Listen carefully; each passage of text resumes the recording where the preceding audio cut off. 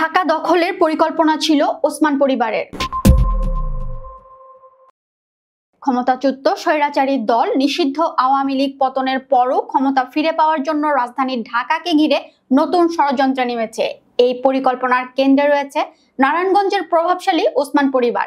দীর্ঘদিন ধরে রাজনৈতিক ও অপরাধ জগৎকে মিশিয়ে ক্ষমতায় দাপট দেখানো এই পরিবারের অনুসারীরাই এখনো রাজধানীতে প্রভাব বিস্তারের চেষ্টা চালিয়ে যাচ্ছে। সাম্প্রতিক সময়ে ঢাকায় আকস্মিক মিছিল সেই পরিকল্পনারই প্রকাশ্য রূপ, যা আলোচনার কেন্দ্রবিন্দুতে নিয়ে এসেছে ওসমান পরিবারকে। রাজনৈতিক বিশ্লেষকরা বলছেন, এই মিছিলের মুখ্য দাবি ছিল শেখ হাসিনার বিরুদ্ধে দায়ের হওয়া মামলা প্রত্যাহার ও দলীয় নেতাকর্মীদের মুক্তি, কিন্তু প্রকৃত উদ্দেশ্য ছিল ঢাকায় অস্থিতিশীলতা তৈরি করা এবং নিজেদের শক্ত অবস্থান প্রদর্শন করা।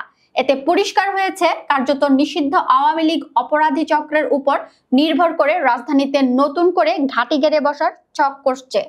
তদন্তে জানা যায়, পুরো পরিকল্পনায় নেতৃত্ব দেয় পলাতক সন্ত্রাসী মীর হোসেন মিরো ওরফে ল্যাংড়া মিরো, যিনি নারায়ণগঞ্জের ফতুল্লা অঞ্চলে বহু বছর ধরে সন্ত্রাসী কর্মকাণ্ড চালিয়ে আসছেন। তার সঙ্গে যুক্ত হয়ে ছাত্রলীগের সাবেক নেতা খান মাসুদ সহ আরো কয়েকজন চিহ্নিত আসামি। এরা মিছিলের জন্য কর্মী জোগাড় করে এবং সংগঠিত করে টেলিগ্রাম অ্যাপের মাধ্যমে। সেখানে গোপন গ্রুপ খুলে ঢাকা ঘেরাও পরিকল্পনার প্রস্তুতি নেওয়া হয়।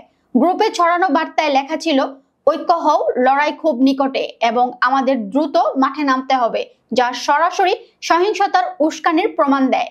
ধারণা করা হচ্ছে, পলাতক শামীম ওসমানের প্রত্যক্ষ নির্দেশে এই পরিকল্পনা সাজানো হয়েছিল। একাধিক সূত্র দাবি করছে, স্বৈরাচারী শেখ হাসিনার ছায়া নির্দেশে ওসমান পরিবার এই গোপন তৎপরতা চালিয়েছে। অর্থাৎ ক্ষমতা হারিয়েও হাসিনা তার ঘনিষ্ঠদের মাধ্যমে রাজধানীতে নতুন করে আতঙ্ক ছড়ানোর চেষ্টা করছেন। এতে প্রমাণিত হয়, আওয়ামী লীগের শীর্ষ নেতৃত্ব থেকে শুরু করে পলাতক গডফাদার পর্যন্ত সবাই একই ষড়যন্ত্রের সুতোয় গাঁথা। টেলিগ্রাম গ্রুপের ভার্চুয়াল বৈঠকেও এই পরিকল্পনার ছাপ মেলে।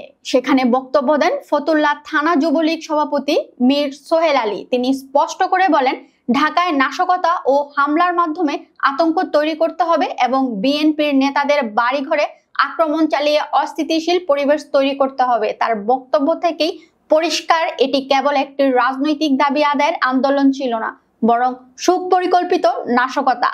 এদিকে পুলিশ বন্দর এলাকায় চিহ্নিত সন্ত্রাসী রাজু ওরফে স্ট্যান্ড রাজুকে গ্রেফতার করেছে। আইন শৃঙ্খলা বাহিনী জানিয়েছে, অগাস্টের গণ অভ্যুত্থানের পর থেকেই ল্যাংড়া মিরু পলাতক রয়েছে। তবে টেলিগ্রামের মাধ্যমে সে নিয়মিত তার অনুসারীদের নির্দেশ দিয়ে আসছে। পুলিশ স্বীকার করছে যে মিরুর নির্দেশেই ঢাকায় আকস্মিক মিছিলের আয়োজন করা হয়। সব মিলিয়ে স্পষ্ট হয়ে যায়, ঢাকাকে দখলে আনার পরিকল্পনা ছিল ওসমান পরিবারের। শেখ হাসিনার পতনের পরও তারা ক্ষমতায় খেলা ছাড়েনি, বরং অপরাধী চক্রকে ব্যবহার করে রাজধানীকে অশান্ত করার নতুন অধ্যায় শুরু করেছে। বিশ্লেষকরা বলছেন, এ ধরনের ষড়যন্ত্র কেবল রাজনৈতিক অঙ্গনকে নয়, গোটা দেশের আইন শৃঙ্খলাকে নতুন করে অস্থিতিশীল করে তুলতে পারে। আর সেই ছায়া পরিচালক হিসেবে রয়েছেন ক্ষমতাচ্যুত হাসিনা এবং তার বিশ্বস্ত গডফাদার শামীম ওসমান।